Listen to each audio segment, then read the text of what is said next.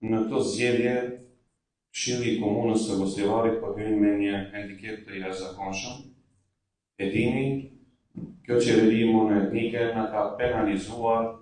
Gostivari tashmë nuk i ka 31 këshilltar, por është zvogëluar numri në 23, kosto e cila sigurisht ka pasojat e veta fatgjate, si në aspekt përfaqësimit politik, ashtu edhe në aspekt të kostos financiare e cila sigurisht qytetarët tanë do t'i dëmton.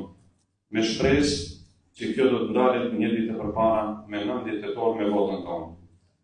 Dua që para jush, sot si kandidat kryesues i Këshillit, jemi këtu me një përgjegjësi të jashtëzakonshme, duke u zotuar se do të punojmë si institucion që zëri i secili qytetar të dëgjohet dhe respektohet. Ky këshill sigurisht është zemra e vendimarrjes lokale, aty ku miratohet programi zhvillimor i Gostivarit, buxheti ynë dhe aty ku vendosen prioritetet për të ardhmen e qytetit tonë.